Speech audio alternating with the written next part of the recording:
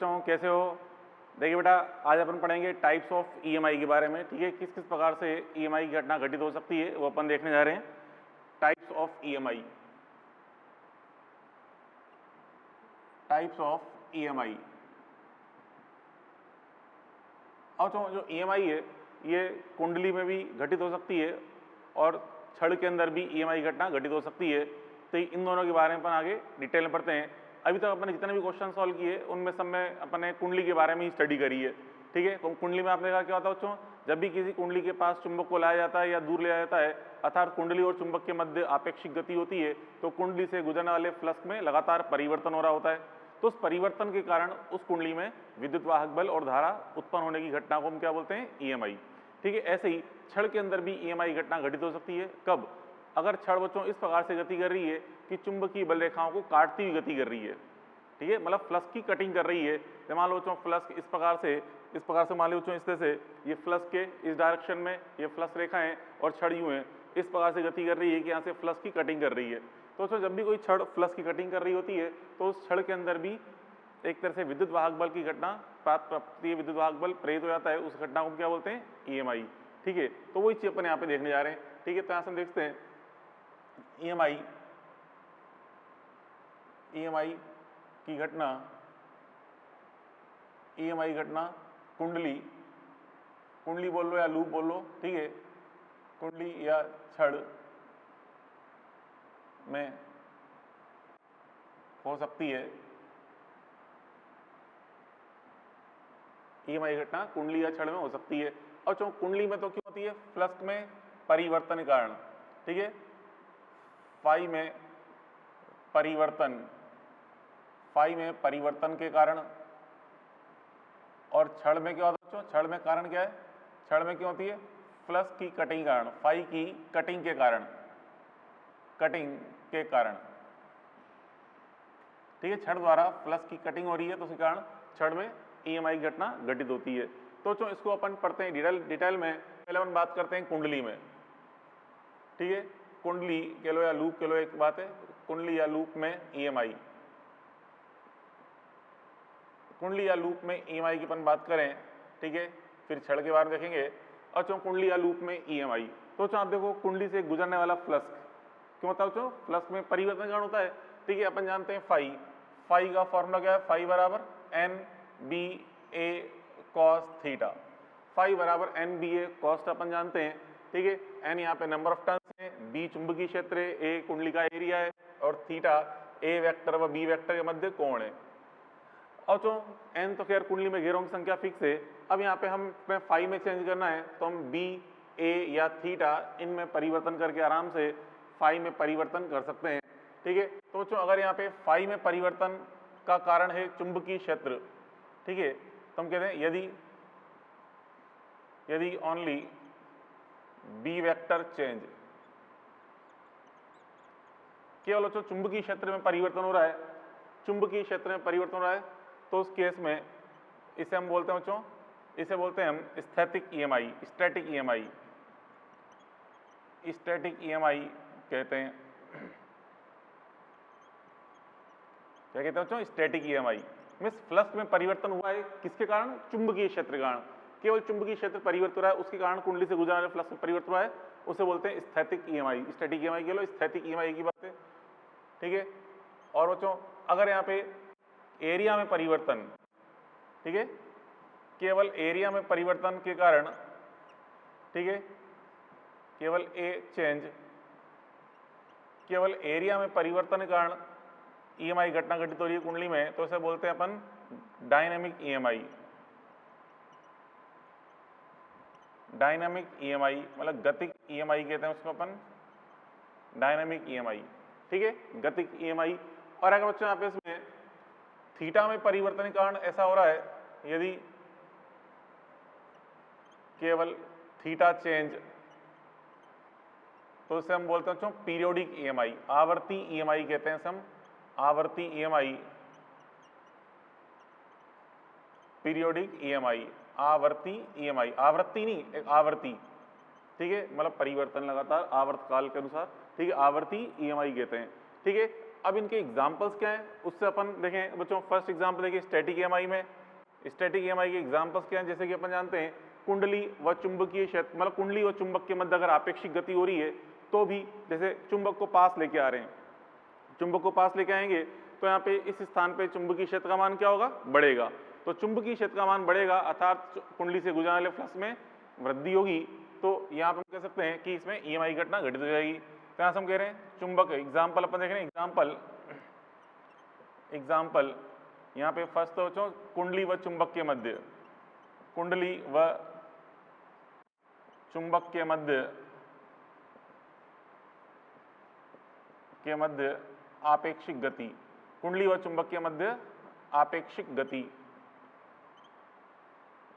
तो कुंडली व चुंबक के मध्य अगर आपेक्षिक गति है तो उसके कारण चुंबकीय क्षेत्र में परिवर्तन होता है, जिससे फ्लक्स में परिवर्तन होता है। किस प्रकार से बच्चों, देखिए इस तरह से ये कोई चुंबक है, ये ठीक है, ये चुंबक एन पोल एस पोल, यहाँ पे कुंडली है। और जो चुंबक को अगर आप लेके आ रहे हो इस तरह से गति करा रहे हो, इस दिशा में गति करा रहे हो, तो अपन जानते हैं चुंबक की बल रेखा होती है। चुंबकीय क्षेत्र इस प्रकार से देखिए, यहाँ से अपन जानते हैं इस प्रकार से ये अपन चुंबकीय क्षेत्र के बारे में समझते हैं। तो यहाँ से बच्चों जैसे चुंबक को पास लेके आएंगे, यहाँ पे इस क्षेत्र के मान में क्या होगी, वृद्धि होगी, नहीं होगी। तो यहाँ पे जो चुंबकीय क्षेत्र के मान में वृद्धि हो रही है, ठीक है, इसके कारण ही यहाँ पे फ्लक्स में परिवर्तन हुआ है, अर्थात यहाँ से इसमें ईएमआई घटना घटित होगी। क्लियर।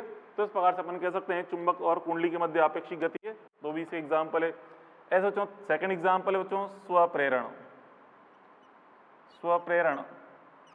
और तीसरा एग्जाम्पल है अन्योन्य प्रेरण, अन्योन्य प्रेरण। अब ये स्वप्रेरण अन्योन्य प्रेरण क्या है, ये आपको मैं आगे समझाऊंगा, ठीक है। ये अभी जस्ट ये टाइप्स ऑफ ईएमआई पढ़ेंगे ना, इसके बाद अपन ये स्टार्ट करेंगे, इसलिए भी आप दिमाग लगाएं, ये भी आ जाएगा टॉपिक डिटेल में। और फिर उसके बाद एरिया चेंज, तो डायनेमिक ईएमआई, इसके एग्जाम्पल, इसका एग्जाम्पल देखिए बच्चों। फर्स्ट एग्जाम्पल, जैसे कि अगर कोई लूप को अपन चुंबकीय क्षेत्र में रखकर विकृत करें, ये पहले दिखाइए अपन एग्जाम्पल रूप में। देखिए लूप को विकृत करना, लूप को विकृत करना मतलब इस प्रकार से वो, ये अपन देखा था एग्जाम्पल याद करो। इस प्रकार से कोई चुंबकीय क्षेत्र है, इस चुंबकीय क्षेत्र में इस प्रकार से बच्चों ये कोई एक वर्ताकार लूप है, ये वर्ताकार लूप है। हमने कहा था इसको अगर यहाँ से प्रेस करें अपन इस लूप को, तो इसका एरिया क्या होगा, घटेगा।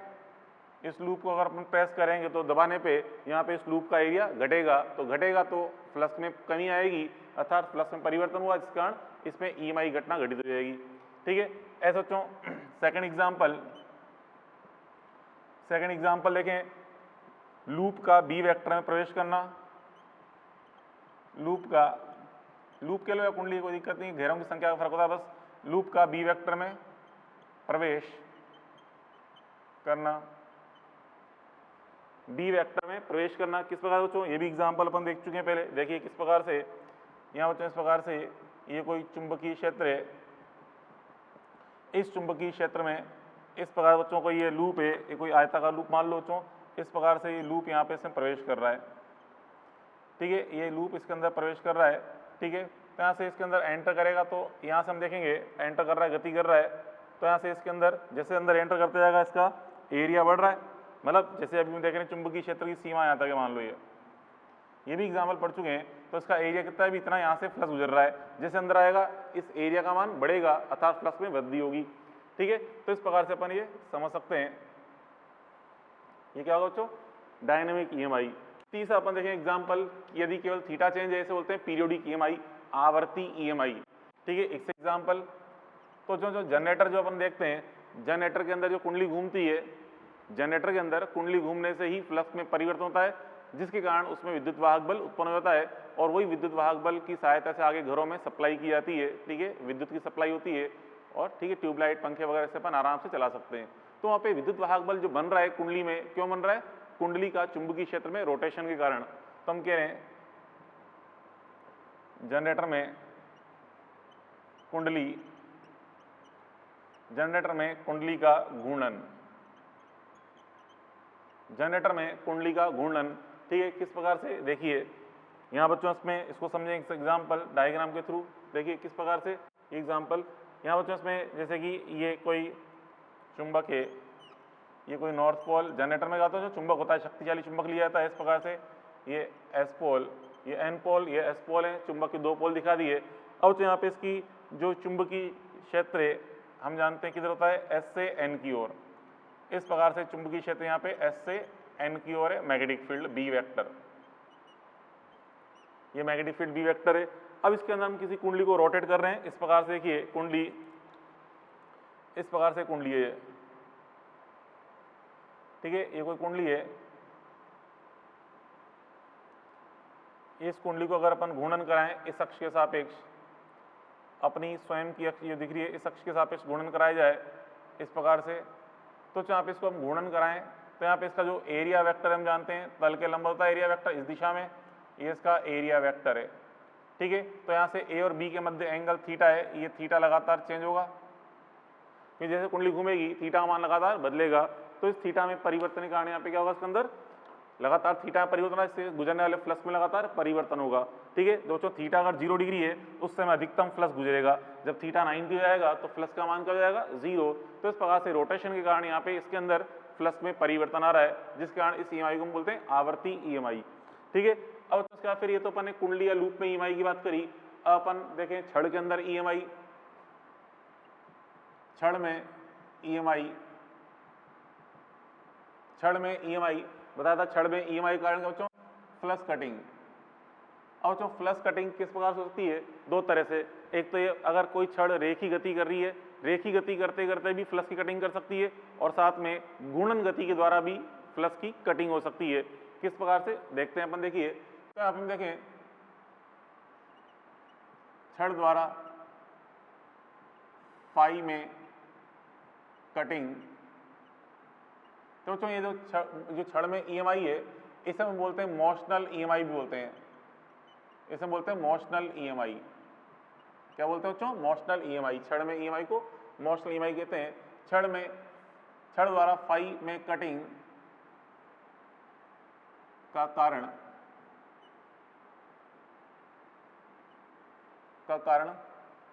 निम्न हो सकता है।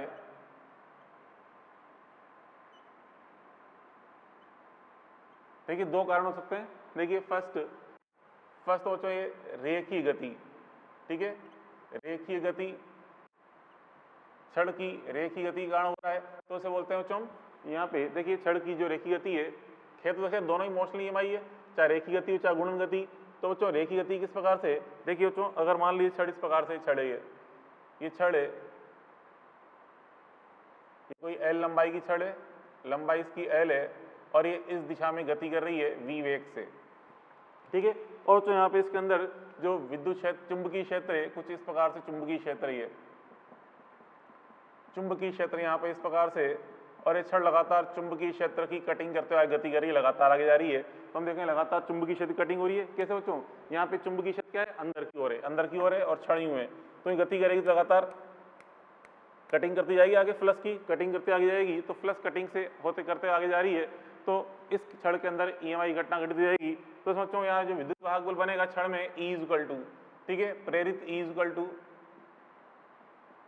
प्रेरित E का जो मान होता है ये होता है BVL, प्रेरित E का मान BVL होता है। कहाँ से आया, कैसे आया, इसको अपन निकालेंगे, आगे टॉपिक आएगा ये। उसके बाद बच्चों फिर रेखी गति, क्या अपन देखें घूर्णन गति, छड़ अगर घूर्णन गति करते हुए फ्लक्स कटिंग कर रही है तो भी उसके अंदर ईएमआई घटना घटित होती है। किस प्रकार से बच्चों, देखिए यहाँ पे इसमें छड़ कुछ इस तरह से घूर्णन गति कर रही है, यहाँ जो छड़ है इस छड़ को अपने केंद्र पर इसको कीलकित कर रखा है, केंद्र से हमने इसको छड़ को कीलकित कर रखा है, और उसको अपन रोटेशन करा रहे हैं कुछ इस तरह से, इस केंद्र के सापेक्ष उसको हम रोटेशन करा रहे हैं, ठीक है। और लंबाई इसकी खैर एल है, और इसका जो रोटेशन है ओमेगा चाल से हो रहा है, इसका रोटेशन ओमेगा कोणीय चाल से। और ये यहाँ भी चुंबकीय क्षेत्र इस प्रकार से अंदर की ओर है, अंदर की ओर चुंबकीय क्षेत्र है, और चुंबकीय क्षेत्र को लगातार करती हुई छड़ रोटेशन कर रही है। किस प्रकार से बच्चों, देखिए यहाँ पे ये अंदर की ओर चुंबकीय क्षेत्र इस प्रकार से, ये छड़ है यूं घूर्णन कर रही है इस प्रकार से, तो फ्लक्स की कटिंग हो लगातार घूमेगी तो बल रेखाओं की कटिंग करेगी। तो बल रेखा में कटिंग होगी तो इस छड़ के अंदर भी विद्युत वाहक बल की घटना घट जाएगी। जो इसमें प्रेरित विद्युत वाहक बल होता है तो इसमें प्रेरित ई का मान ये होता है half B omega L square. प्रेरित विद्युत वाहक बल जो होता है इसका सूत्र होता है half B omega L square. कहाँ से आया आपको दिमाग लगाना, भी आगे अपन पढ़ेंगे डिटेल में सभी चीज़ों को, ठीक है। तो प्रेरित वी ई का मान ये होता है। और जो इस चैप्टर का जो आगे बचा हुआ पोर्शन है ना, बस ये जो ब्लैक बोर्ड पर लिखा है यही है इसका पोर्शन, जिसमें से अपन ने क्या क्या चीज़ पढ़ ली बच्चों। एक तो पढ़ लिया है कुंडली व चुंबक के मध्य आपेक्षिक गति अपन ने पढ़ ली है, ठीक है। लूप को विकृत करना ये भी हो गया है, लूप का बी वेक्टर में प्रवेश करना ये भी हो गया है, ये चीज़ें अपन ने पढ़ ली है, ठीक है। अब इस टेस्ट का जो आगे फर्दर टॉपिक इस टेस्ट में जो आएगा, एक तो आएगा स्वप्रेरण और अन्योन्य प्रेरण, ये दो चीज़ें एक्स्ट्रा करनी है, ये भी हम स्टार्ट करेंगे आगे।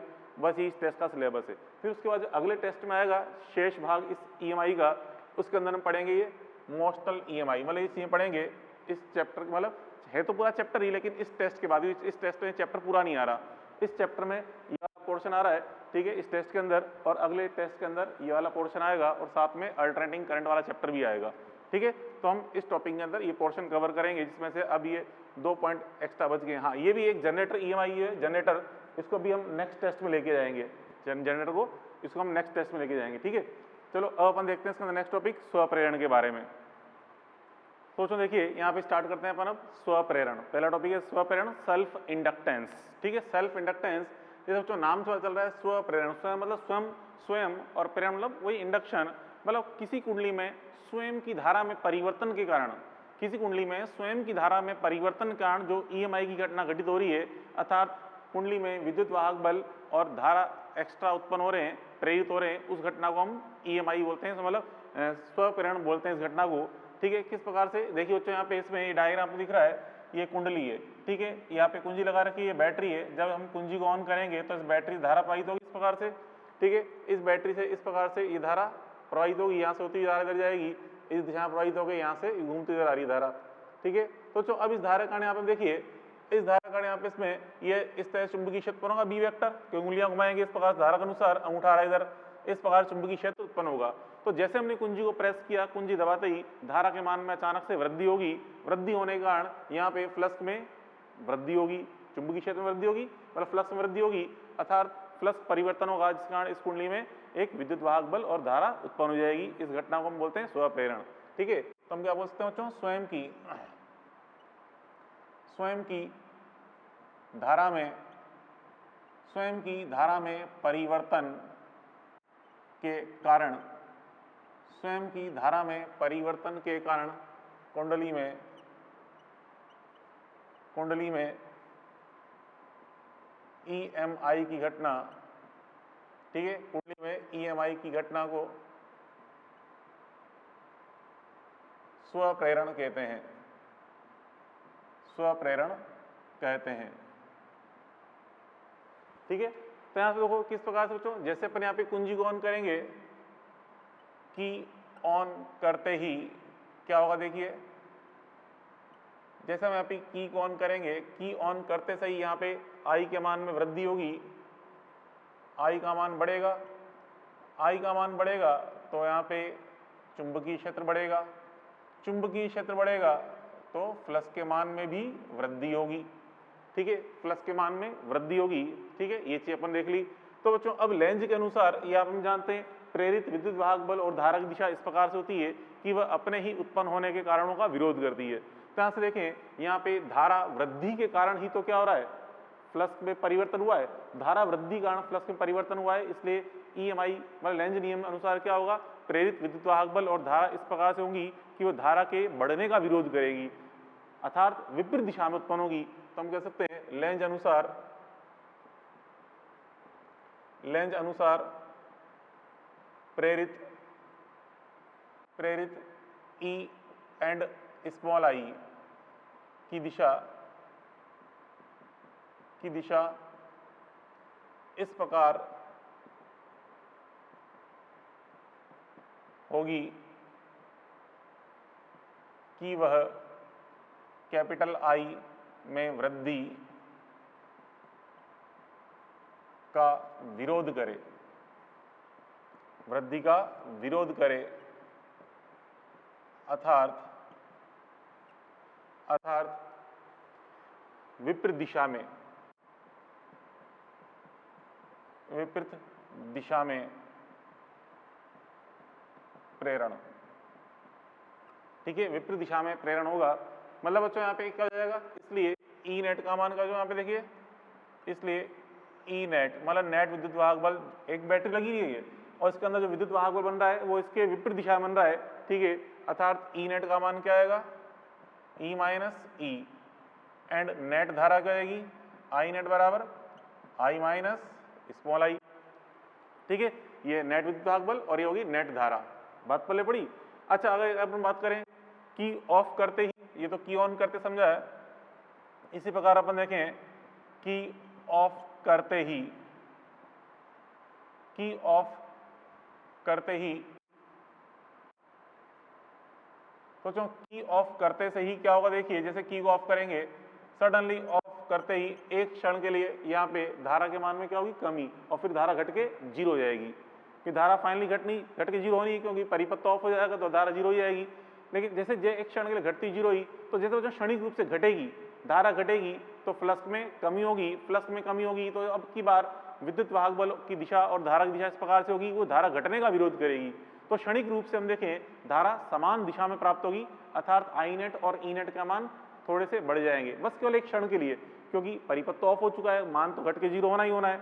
तो एक क्षण के लिए यहाँ पर देखेंगे क्या मिलेगा बच्चों, क्षणिक रूप से ई नेट बराबर E plus E and I net बराबर आई प्लस आई, ठीक है, अर्थात ई नेट और इसका मान बढ़ गया। तो जो क्वेश्चन पूछा जाता है कि किसी परिपथ में कब स्पार्किंग होने की संभावना होती है, परिपथ ऑन करते समय या परिपथ ऑफ करते समय, तो हम देखते हैं परिपथ ऑफ करते समय यहाँ पे धारा और विद्युत वाहक बल बढ़ गए, अर्थात स्पार्किंग होने की संभावना ज्यादा होती है, ठीक है, परिपथ विच्छेदित करते समय, ठीक है, तो हम कह सकते हैं अतः स्पार्किंग होगी, स्पार्किंग होगी, ठीक है। तो स्पार्किंग की संभावना कब होगी, स्पार्किंग कब होगी बच्चों, जब परिपथ विच्छेद करेंगे तब स्पार्किंग होगी यहाँ पे, क्योंकि ई नेट का मान बढ़ गया है, आई नेट का मान बढ़ गया है, स्पार्किंग होगी, ठीक है। तो अपन देख ली, तो स्पार्किंग की संभावना बच्चों कब आ रही ज्यादा, जब यहाँ पे परिपथ विच्छेद कर रहे हैं अपन, क्लियर। चलो अब यहाँ पे देखो बच्चों, ये अपन ने ये लिखी थी, इसको मैं समीकरण नंबर 1 नाम दे दूँ उसको, ये जो यहाँ से देख रहे हैं, देखिए क्या हो रहा है, आई बढ़ रहा है, बी बढ़ रहा है, जिससे प्लस के मान में वृद्धि हो रही है। तो उसको अगर मैं समीकरण नंबर 1 नाम दे दूं तो हम देखें समीकरण 1 से, इक्वेशन 1 से अगर अपन देखें बच्चों, इक्वेशन 1 का उपयोग करें तो हम देखते हैं यहाँ पे आई बढ़ रहा है, प्लस का मान बढ़ रहा है, अर्थात फाई समानुपाती क्या है, आई, फाई समानुपाती क्या होगा, आई। अब समानुपाती चिन्ह हटाएं तो हमें एक कांस्टेंट लगाना पड़ेगा, तो यहाँ से हम कांस्टेंट लगाते हैं एल, एल एक कांस्टेंट लगाते हैं, तो फाई इज इक्वल टू क्या होता है बच्चों, L into I, phi is equal to L into I, ये हमने एक कांस्टेंट लगाया एल, ठीक है। ये जो कांस्टेंट है, ये कांस्टेंट जो है कुंडली का नियतांक है, इस कुंडली का नियतांक होता है जिसे हम बोलते हैं स्व प्रेरण गुणांक, ठीक है। तो यहाँ जो एल है, यहाँ एल इज इक्वल टू क्या है, कुंडली का नियतांक, कुंडली का नियतांक, ये कुंडली का नियतांक है जिसे हम क्या बोलते हैं बच्चों, स्व प्रेरण गुणांक बोलते हैं, ठीक है, स्व प्रेरण गुणांक, स्व प्रेरण गुणांक बोलते हैं, या से हम प्रेरकत्व भी बोलते हैं, प्रेरकत्व, कभी कभी स्व प्रेरकत्व बोल लो या प्रेरकत्व बोलो, तो प्रेरकत्व बोलते हैं इसको अपन, ठीक है। कुंडली स्व प्रेरण गुणांक क्या, प्रेरकत्व कह सकते हैं इसको, प्रेरकत्व। अब यहाँ पे देखिए इसकी यूनिट क्या होगी, तो हमने कहा फाई बराबर एल आई है, तो एल बराबर क्या हो जाएगा, एल बराबर फाई अपॉन आई, एल बराबर फाई अपॉन आई से अगर मैं इसकी यूनिट अगर देखूं, एस आई यूनिट क्या बनेगी इसकी यूनिट, तो देखो यहाँ पे फाई का मात्रक क्या होता है, वेबर, फाई का मात्रक वेबर और धारा का मात्रक एम्पियर, तो इस वेबर प्रति एम्पियर को हम बोलते हैं बच्चों हेनरी,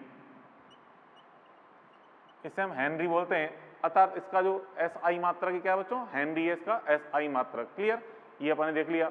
अब बच्चों अगर हमें यहाँ पे ये तो मैंने ये समीकरण निकाल ली, फाई बराबर एल आई, ये बात चल गया, एल बराबर फाई अपॉन आई जो कि मात्रक हेनरी है।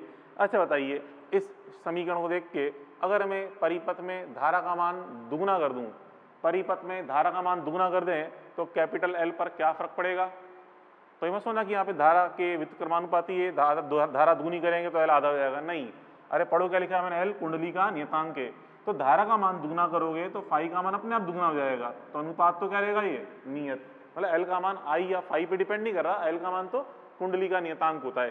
ठीक है, ये चीज अपन देख ली। अब देखिए बच्चों, कुंडली में प्रेरित विद्युत वाहक बल का मान क्या है, देखिए कुंडली में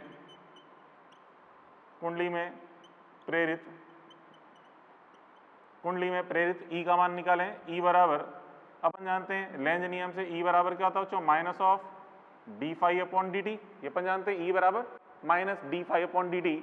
अब यहाँ पे फाई का मान क्या निकाला अपन ने, एल आई, ये रख दें फाई का मान एल आई, तो क्या होगा, ये फाई का मान एल आई रखेंगे तो डी फाई का मान एल आई रख दिया अपॉन डी टी।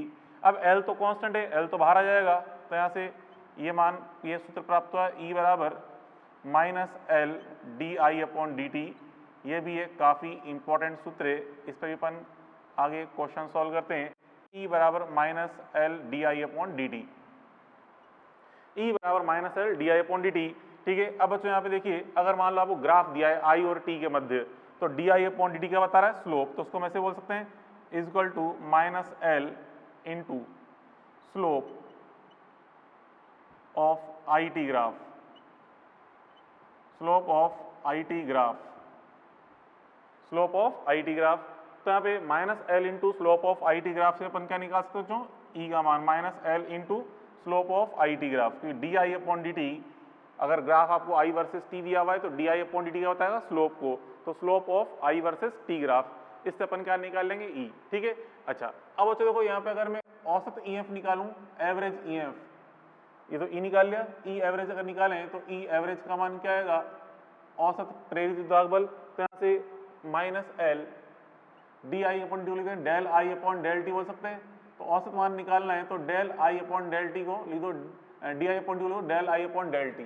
ठीक है, या इसको अपन ऐसे बोल सकते हैं, यहाँ माइनस एल, डेल आई क्या है बच्चों, धारा में परिवर्तन, मतलब आई टू माइनस आई वन, और यहाँ पे डेल टी क्या है, लगा समय, धारा में परिवर्तन होने में लगा समय, डेल टी बोल दो या टी बोल लो, धारा परिवर्तन में लगा समय टी बता रहा है ये।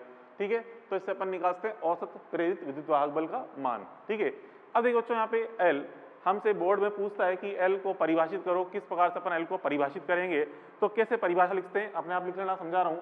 तो परिभाषा लिखेंगे तो यहाँ से एल बराबर क्या बच्चों, इस सूत्र से देखो, इस सूत्र से एल बराबर क्या आएगा, फाई अपॉन आई, जो मैंने लिखा है एल बराबर फाई अपॉन आई। अच्छा क्या बोलेंगे, देखिए अब समझो यहाँ पे धारा का मान अगर 1 एम्पियर है, धारा 1 एम्पियर ले तो एल बराबर क्या हो जाएगा, फाई। तो परिभाषा क्या हुई सुन लो। ठीक है, यदि कुंडली में धारा का मान 1 एम्पियर हो तो उससे गुजरने वाला फ्लक्स उसके स्वप्रेरण गुणांक को दर्शाता है, ये इसकी परिभाषा हुई, लिख लेना। ऐसे ही यहाँ से अपन देखिए बच्चों, इस सूत्र से भी निकल जाएगी परिभाषा, इस सूत्र से देखिए कैसे निकल जाएगी।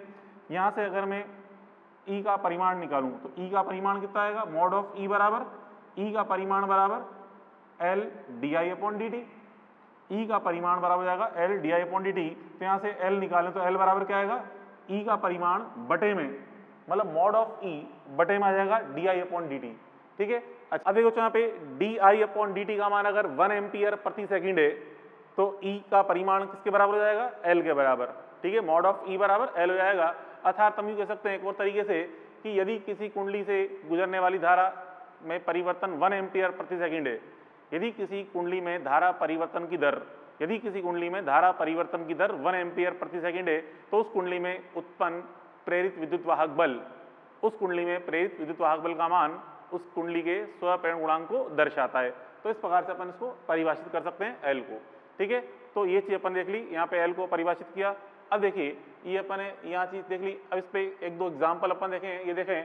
अब देखिए एग्जाम्पल नंबर 1 क्या बच्चों, एग्जाम्पल नंबर 1, एक कुंडली में 0.1 सेकंड में धारा 10 एम्पियर से घटकर 5 एम्पियर जाती है तो प्रेरित विद्युत वाहक बल 2 वोल्ट प्राप्त होता है। कुंडली का एल बताना है क्या होगा। तो देखिए यहाँ पे धारा परिवर्तन की बात कर रहा है और कुंडली का एल पूछ रहा है, तो देखिए कैसे निकाल सकते हैं। यहाँ पे धारा में परिवर्तन के मान दे रखे हैं तो इस प्रकार से ई एवरेज वाले तरीके से निकाल सकते हैं। तो देखिए ई एवरेज बराबर minus L I two minus I one upon T, इसका उपयोग कर रहा हूँ मैं। ठीक है, तरह से ई एवरेज का मान कितना है, ई का मान 2 वोल्ट है, तो ई का मान तो रख दो 2 रख दो, ई का मान तो रख दिया मैंने 2, माइनस एल, एल कितना है यहाँ पे ज्ञात करना है, D I, I two minus I one, तो कितना है 5 माइनस 10, 5 माइनस 10, ठीक है। और फिर यहाँ पे समय का मान कितना दे रखा है 0.1 सेकेंड, 0.1 सेकेंड। तो यहाँ पे ऊपर तो कितना कुछ यहाँ पे माइनस का 5, इससे गुणा होकर प्लस 5 बन जाएगा, ठीक है, 5 हो गया ये। अब यहाँ पे इसमें L का मान अपन निकालना है, तो यहाँ पे T का मान कितना दिया है 0.1 सेकेंड, तो यहाँ से L बराबर कितना आएगा, L बराबर, तो यहाँ बच्चों इसमें देखिए यहाँ पे कितना है, समझो कितना था, यहाँ पे 5 हो गया था, 5 में 0.1 का भाग देंगे तो कितना जाएगा ये 50, माइनस का ये माइनस 50, L बन गया ये 50L, ठीक है। अब इसका भाग लगा दो तो L बराबर कितना हो गया 1/25, तो इसलिए L बराबर आ जाएगा 1/25 हेनरी, ठीक है। L का मान आ गया 1/25 हेनरी आ गया रिजल्ट, ठीक है। सिंपल सा क्वेश्चन था। अब उसका देखें अगला क्वेश्चन, देखिए अगला क्वेश्चन क्या है, पढ़े ढंग से। नेक्स्ट क्वेश्चन, एक प्रेरक कुंडली का स्वयं गुणांक, किसी प्रेरक कुंडली का स्वयं गुणांक L बराबर 2 मिली हेनरी। तो जो कुंडली बोल लो या प्रेरक कुंडली बोल लो एक ही बात है, ठीक है। प्रेरक कुंडली या कुंडली एक ही बात है। प्रेरक स्वयं गुणांक L बराबर 2 मिली हेनरी है, ठीक है। मतलब L का मान दिया है। इस कुंडली से गुजरने वाली धारा इसके अनुसार है, तो किस समय पर प्रेरित विद्युत बल E बराबर 0 होगा। और तो यहाँ पे देखिए I का मान एक समीकरण के रूप में देखा है, इसलिए हमें अवकलन करके ही हमें सूत्र सोचना पड़ेगा। मतलब ये लगाना पड़ेगा E बराबर minus L D I upon D T, E बराबर minus L D I upon D T का ही उपयोग करेंगे। अब यहाँ पे इसमें L तो 2 है ही सही, 2 मिली हेनरी, 2 गुणा 10 की घात माइनस 3 रख दिया, ठीक है, 2 गुणा 10 की घात माइनस 3। अब बच्चों यहाँ पे D I upon D T में I का मान रखेंगे, I का मान क्या है यहाँ पे टी स्क्वायर इंटू ई पावर माइनस टी।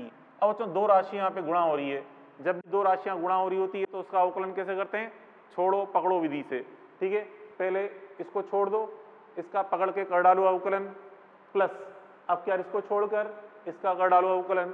कैसे, देखिए यहाँ पे इस प्रकार से -2 गुणा 10 की घात माइनस 3 तो है ही सही, ठीक है। ई का मान 0 रख दिया, दे रखा है। फिर यहाँ पे कैसे करना है, छोड़ो पकड़ो से पहले टी स्क्वायर को छोड़ दिया, इसका करके पकड़ के कर डालें अवकलन, तो कैसे करेंगे, ई की पावर माइनस टी का अवकलन, ई की पावर माइनस टी इंटू ऊपर जो घात है इसके अवकलन से गुणा करना पड़ता है, घात कितनी है माइनस टी, इसका अवकलन -1 हो गया, ठीक है।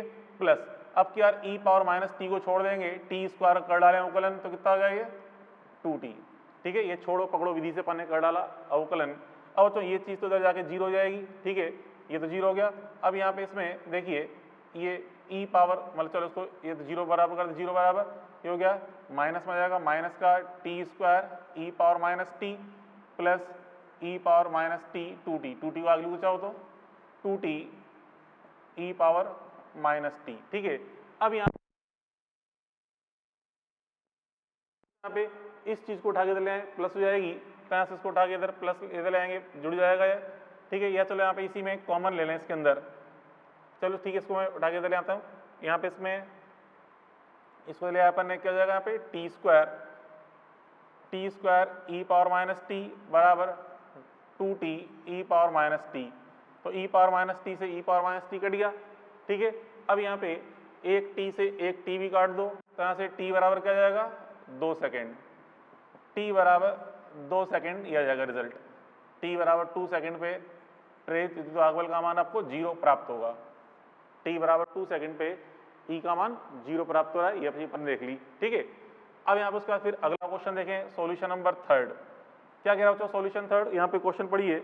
एक कुंडली का प्रेरकत्व 2 हेनरी है, L बराबर 2 हेनरी है, इसमें प्रेरित ई निम्नानुसार प्राप्त होता है। ये ग्राफ दे रखा है ई और टी के मध्य, ठीक है। तो 10 सेकंड में कुंडली में धारा परिवर्तन ज्ञात करना है, क्या होगा। तो यहाँ पे धारा का मान ज्ञात करने की कह रहा है, तो यहाँ पे देखिए सूत्र हमारे पास है ई बराबर minus L D I upon D T. तो यहाँ से धारा डी आई में छुपी हुई है, तो यहाँ से डी आई का मान निकाल के इधर, ठीक है, बाकी चीज़ों इधर ले आएँ और फिर समाकलन करके हम आई प्राप्त करेंगे, तभी यहाँ से मान समझ पाएंगे इसको। देखिए से यहाँ देखिए आप देखो ई बराबर क्या है minus L D I upon D T. तो इस क्वेश्चन में हमसे आई का मान पूछा है तो डेफिनेटली समाकलन करके ही निकलेगा, और कोई तरीका नहीं है, ठीक है। हाँ डायरेक्ट अगर आपको फ्लक्स का मान दे रखा होता है, एल दिया हो और फ्लक्स दिया हो, तो आई बराबर कैसे निकाल लेंगे, फाई अपॉन एल करके। लेकिन यहाँ पे इस जगह विद्युत वाहक बल के बारे में इंफॉर्मेशन दे रखी है ग्राफ में, तो यहाँ से आई निकालना है तो फिर हमें समाकलन करके ही निकालना पड़ेगा। तो कैसे बच्चों, यहाँ पे इधर से इसको डी आई इधर ले आए, डी आई बराबर क्या हो जाएगा, ये डी आई का मान -1/L ई डी टी, ठीक है, -1/L ई डी टी, यह जाएगा रिजल्ट, उधर ले गए अपन। अब यहाँ पे दोनों तरफ कर दें समाकलन, तो क्या हो जाएगा, इंटीग्रेशन डी आई, लिमिट लगा दी मैंने I1 से I2 बराबर, यहाँ पे -L तो कांस्टेंट है, छोड़ दिया इसको as it is, E D T, यहाँ लगा देंगे लिमिट T1 से T2, क्योंकि ई यहाँ पे परिवर्तनशील है तो ई को अंदर रखना पड़ेगा। अब बच्चों देखिए यहाँ पे इसमें ये अपर लिमिट माइनस ये डी आई का समाकलन तो क्या जाएगा, I upper limit minus lower limit करेंगे तो धारा परिवर्तन I2 माइनस I1 का मान बराबर क्या है बच्चों, यहाँ पे -1/L, L तो खैर 2 है तो L का मान तो रख दिया मैंने, 2 रख दिया। अब यहाँ पे देखिए, अब ये सूत्र समाकलन के रूप में, जब भी सूत्र समाकलन के रूप में होता है और आपको ग्राफ दिया गया हो तो हम क्या निकालते हैं, एरिया। सूत्र अवकलन के रूप में होता है, ग्राफ दिया गया हो तो फिर हम क्या निकालते हैं, उसका स्लोप। लेकिन यहाँ पे सूत्र समाकलन के रूप में ग्राफ दिया हुआ है, एरिया निकालेंगे तो हम लिखेंगे area of ET graph, area of ET graph करेंगे। तो यहाँ पे देखिए बच्चों -1/2 इसका एरिया निकालें, मतलब ये वाला पोर्शन, ये जो ये टी समय के साथ, ग्राफ का समय टी अक्ष के साथ जो एरिया है, ये वाला एरिया निकाला था, ये पूरा एरिया निकालना है। तो जो एरिया हम देख रहे हैं समकोण त्रिभुज के रूप में पूरा एरिया, समकोण त्रिभुज का एरिया क्या होता है, 1/2 आधार इंटू ऊंचाई।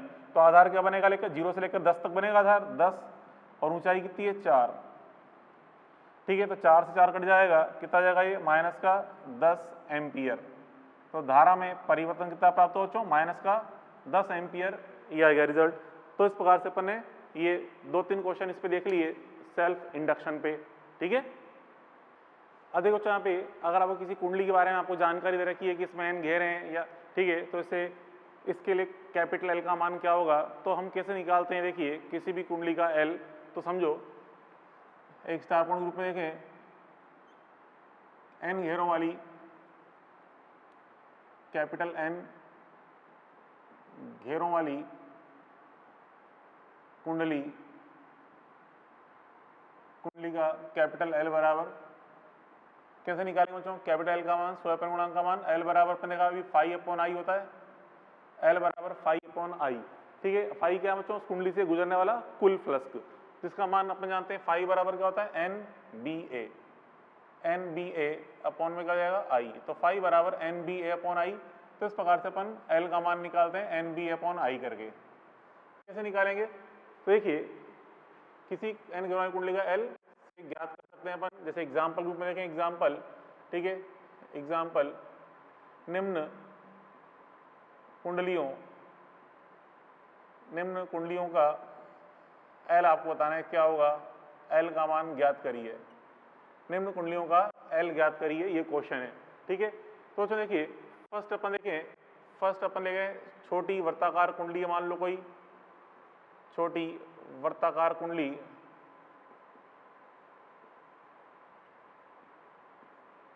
कोई छोटी वर्ताकार कुंडली है, इसके लिए अपन L कैसे निकालेंगे, देखिए बच्चों जैसे कि इस प्रकार से कोई कुंडली है, ये इस तरह से ये कोई कुंडली है, इसमें धारा I प्रवाहित हो रही है, I इसमें धारा है, N घेरे हैं, इसमें N घेरे हैं, इसकी त्रिज्या R है, I इसमें धारा है, N इसमें घेरे हैं, त्रिज्या इसकी R है। तो यहाँ से देखिए सूत्र ही होता है L बराबर NBA/I। करना कुछ भी नहीं है आपको, बस यहाँ पे B का मान रखना है। अभी हम 3-4 कुंडलियां देखेंगे, सब में केवल B का मान रखना है, जो सूत्र होता है केंद्र पर चुंबकीय क्षेत्र। क्या बच्चों, ये O बिंदु है, अंदर केंद्र है, केंद्र बिंदु पर चुंबकीय क्षेत्र का मान पढ़ाई आपने बचपन में, क्या लिखते हैं अपन, चुंबकीय क्षेत्र B बराबर μ0 Ni/2r, μ0 Ni/2r, ये रख दिया, और एरिया तो क्या जाएगा बच्चों यहाँ पे πr², कुंडली का एरिया πr², ठीक है। तो कुछ नहीं करना, B का मान रखना है अपन को मेनली, तो B का मान रख दिया, और A भी खैर पता ही πr² रख दो। तो यहाँ से देखिए I से तो I कट जाएगा, I से I कट गया, एक R से एक R भी काट दो, तो कितना जाएगा रिजल्ट, L बराबर क्या जाएगा, L का मान μ0 μ0 pi n² R/2, mu naught pi N square R by 2, ये आ गया रिजल्ट। ठीक है, mu naught N square pi N square R by 2, ये रिजल्ट आपको प्राप्त हुआ इस कुंडली का एल। तो ये रटना नहीं, केवल अब तरीका समझें कैसे निकालते हैं। सोचो यहाँ पे देखिए एक इंपॉर्टेंट रिजल्ट यह है कि एल समानुपाती क्या आ रहा है, N square R, L is proportional to the N square R, ये अपन ने देख लिया। जैसे कि अगर आपसे कहा जाए तो एक निश्चित लंबाई के तार द्वारा अलग अलग घेरों में कुंडलियां बनाई जाए, याद करो बचपन में कई बार अपन ने बनाई है, कई सारे क्वेश्चनों के अंदर बनाई है, एक निश्चित लंबाई के तार द्वारा कई घेरों की कुंडलियां। तो देखिए एक नोट के रूप में अपन देख लें, नोट के रूप में एक निश्चित लंबाई एल के तार द्वारा अलग अलग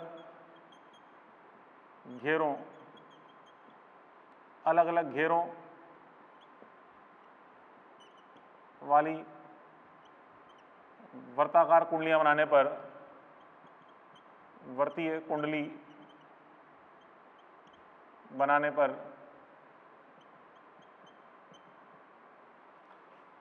तो जहां हम जानते हैं जो एल है, एल बराबर एन इंटू 2 पाई आर, ये क्या दे रखा है आपको, निश्चित, क्योंकि आप जानते हो एक घेरे में कितनी लंबाई खर्च होती है, 2 पाई आर, एन घेरे हैं तो एन इंटू 2 पाई आर, ये रहेगा मान कुल लंबाई का एन इंटू 2 पाई आर, और ये आपको क्या दे रखी है, निश्चित दे रखी है, फिक्स्ड। यहाँ से देखें एन समानुपाती का एन इंटू आर बराबर कॉन्स्टेंट, क्योंकि 2 पाई तो ऑलरेडी कॉन्स्टेंट है, एन इंटू आर बराबर फिक्स्ड, तो आर समानुपाती क्या हो गया यहाँ से 1/n,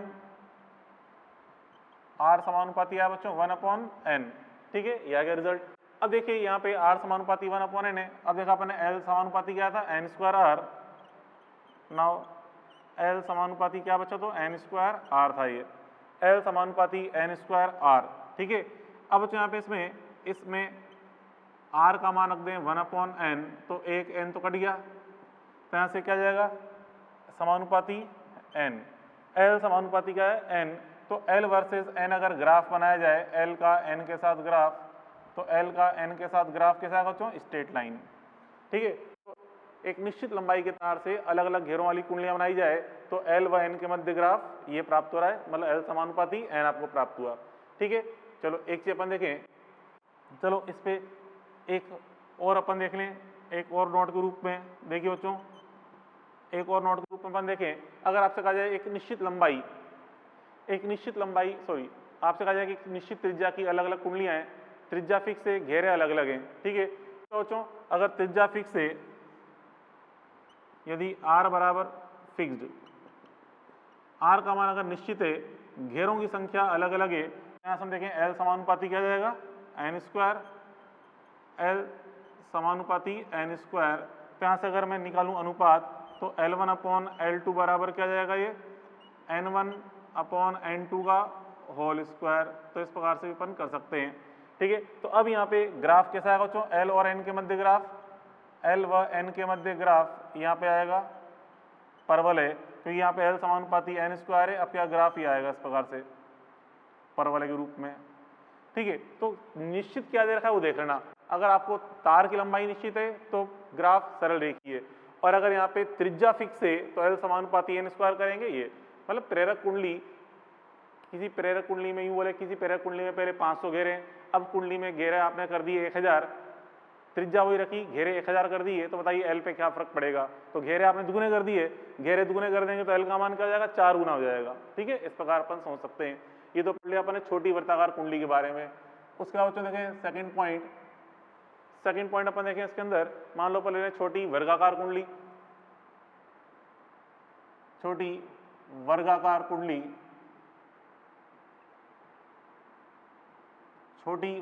कुंडली अपन लेके चल रहे हैं।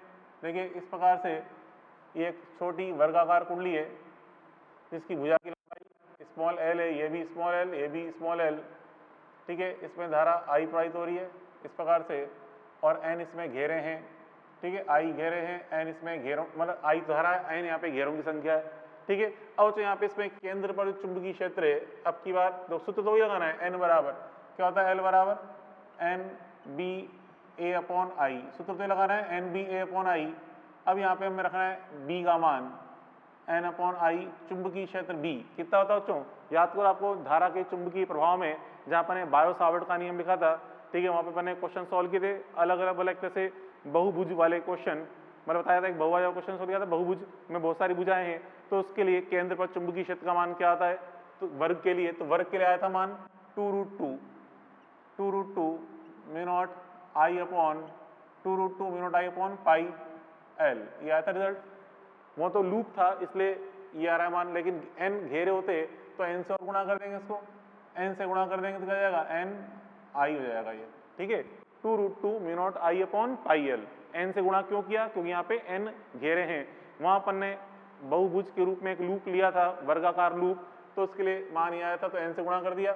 एरिया, अब जो एरिया क्या बनेगा इसका एल स्क्वायर, ठीक है। तो यहाँ से देखिए यहाँ से भी बच्चों आई से आई कट जाएगा, सब जगह आई से आई कटेगा, यहाँ भी कट गया, आगे पढ़ेंगे तीसरा पॉइंट वो भी कट जाएगा। तो यहाँ से क्या आएगा चलो रिजल्ट, एक एल से एक एल भी काट दो, एक एल कट गया, तो यहाँ से एल का जो मान आया यह जाएगा 2√2 mu naught N square, 2√2 mu naught N square L upon pi, L बराबर 2√2 mu naught N square L upon pi, यह आ जाएगा रिजल्ट एल का मान, ठीक है। चलो अब देखिए उसके बाद थर्ड पॉइंट अपन देखें, तीसरा पॉइंट बच्चों पतली सोलेनॉइड के बारे में देखें। चलो पतली सोलेनॉइड इसके लिए निकालें एल का मान क्या होता है पतली सोलेनॉइड के लिए बच्चों, देखिए इस प्रकार से ये कोई सोलेनॉइड है, ये इसमें धारा आई ये इसका बच्चों अनुप्रस्थ काट इसका ए है, ये इसका एरिया ए है, धारा इसमें आई प्रवाहित हो रही है, आई धारा इस प्रकार से, ठीक है, आई धारा प्रवाहित हो रही है इसके अंदर, आई धारा प्रवाहित होती है। एल ए इसका क्रॉस सेक्शन एरिया बच्चों, एल इसकी लंबाई है, एन इसमें घेरे हैं, ठीक है, इसका एल निकालना है। तो जो अंदर यहाँ पे चुंबकीय क्षेत्र का मान रखेंगे, सूत्र वही होता है एल बराबर N B A upon I. अब देखिए यहाँ पे N upon I as it is, B का मान कितना होता है चुंबकीय क्षेत्र अंदर, mu naught small N I, इस स्मॉल एन क्या बच्चों घेरा घनत्व, एकांक लंबाई में घेरों की संख्या होती है, और ए तो खैर ए ही सही। अब यहाँ पे देखिए आई से आई कट जाएगा, तो क्या है रिजल्ट म्यू नॉट, ये जाएगा बच्चों म्यू नॉट, अच्छा यहाँ पे ये एन है ही सही, स्मॉल एन को क्या रख दिया अपन ने, तो यहाँ पे इसमें इस तरह से N mu naught small N का मान रख देंगे कैपिटल एन बटा स्मॉल एल, और ये ए, ठीक है। तो क्या रिजल्ट एल बराबर, यह गया एल बराबर म्यू नॉट एन स्क्वायर ए अपॉन एल, यह गया रिजल्ट एल का मान। तो आप देखिए जहां भी एल निकाल रहे हैं सब जगह एल समानुपाती आ रहा है, एन स्क्वायर, यहाँ भी एन स्क्वायर, यहाँ भी एन स्क्वायर, तो किसी कुंडली में एल का जो मान होता है वो समानुपाती एन स्क्वायर है, ये अपन देख रहे हैं, ठीक है।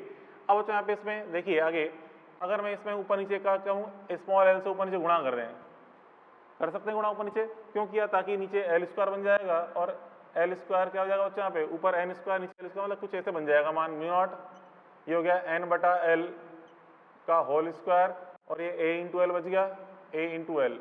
और यहाँ पे एन बटा एल तो क्या जाएगा घेरा घनत्व, इसको लिख देंगे घेरा घनत्व, मतलब mu naught small N square, और ए इंटू एल क्या बनेगा आयतन, अनुप्रस्थ काट को लंबाई से गुणा करें क्या बन जाता है आयतन, तो उसको लिया मैंने वी, वॉल्यूम वी, ठीक है। तो एक इस रूप में भी आ गया, ठीक है। यहाँ पे स्मॉल एन घेरा घनत्व है और वी यहाँ पे वॉल्यूम है। अच्छा बच्चों इस सोलेनॉइड को अगर अपन कई पार्ट में काटें, काटने पर जो घेरा घनत्व है वो तो वही रहेगा, हाँ घेरों की संख्या कम हो जाएगी लेकिन घेरा घनत्व वही रहेगा, ठीक है। तो अगर हम देखें, अगर आपसे कहा सोलेनॉइड काटा जाए एक स्टार कोण ग्रुप में अपन, यदि सोलेनॉइड, चलो एक चीज देख लें पहले, यदि सोलेनॉइड के अंदर माध्यम म्यू आर भरा हो, सोलेनॉइड के अंदर माध्यम म्यू आर भरा हो, तो एल बराबर जैसे आप बच्चों एक चीज जानते हैं माध्यम का इफेक्ट कैसे निकालते हैं, माध्यम का इफेक्ट कुछ नहीं करना, जहां पे म्यू नॉट आपको दिख रहा है उसके साथ क्या चिपका दो म्यू आर, तो माध्यम का प्रभाव पता चल जाएगा। सोलेनॉइड के अंदर माध्यम म्यू आर भरा हो तो एल बराबर कर जाएगा mu R mu naught N square V, ठीक है। कुछ नहीं किया अपन ने यहाँ पे क्या कर दिया बच्चों म्यू आर से गुणा कर दिया, ठीक है। उसके बाद फिर आगे आपसे सोलेनॉइड को अगर अपन काटें, ठीक है, यदि सोलेनॉइड को काटा जाए, कई भागों में काटा जाए, कई भागों में काटा जाए तो स्मॉल n अपरिवर्तित रहेगा। तो दिस इम्प्लाइज, बच्चों स्मॉल n का मान तो क्या रहेगा, अपरिवर्तित। स्मॉल n अपरिवर्तित रहेगा, ये तो खैर माध्यम तो फिक्स रहेंगी सही। तो L समानुपाती क्या रहा है, V। L समानुपाती क्या आएगा, V मतलब आयतन। तो L का मान यहाँ पे आयतन के समानुपाती होगा। V क्या बच्चों यहाँ पे आयतन है, L समानुपाती क्या है, आयतन। तो कई भागों में काटेंगे तो घेरों की संख्या मतलब घनत्व जो अपरिवर्तित रहेगा, घेरा घनत्व, तो L समानुपाती क्या रहा है बच्चों यहाँ पे, V। जैसे कि आपसे कहा जाए एग्जाम्पल रूप में, यहाँ पे आपसे कहा जाए जैसे कि एक नोट के रूप में देख लें, नोट के रूप में यदि 3 भागों में काटें, यदि सोलेनॉइड को 3 समान भागों में काटा जाए, 3 समान भागों में काटें तो 3 समान भागों में काटेंगे तो प्रत्येक भाग का वॉल्यूम क्या होगा बच्चों, V ईच बराबर, ईच आयतन क्या जाएगा बच्चों, V/3, प्रत्येक का आयतन V/3 हो जाएगा। तो दिस इम्प्लाइज L। तो यहाँ पे जो स्वप्रेरण गुणांक है L ईच, प्रत्येक भाग का स्वप्रेरण गुणांक भी क्या हो जाएगा, L/3 हो जाएगा। ठीक है, तो इस प्रकार से अपन देखते हैं सोलेनॉइड को अपन काटते हैं तो यहाँ पे इस प्रकार से L बराबर क्या हो गया, L/3 हो गया, 3 भागों में काटा तो। ठीक है, तो कुल लग बच्चों अपन ने इस प्रकार से ये स्वप्रेरण गुणांक के लिए L के मान अपन ने निकालने सीखे। ठीक है, तो चलो आज के लिए इतना बहुत है। कल इसमें 2-4 चीजें आपको और सिखाऊंगा, मतलब अभी स्वप्रेरण गुणांक थोड़ा और चलेगा। ठीक है, चलो कल मिलते हैं। Okay, good bye.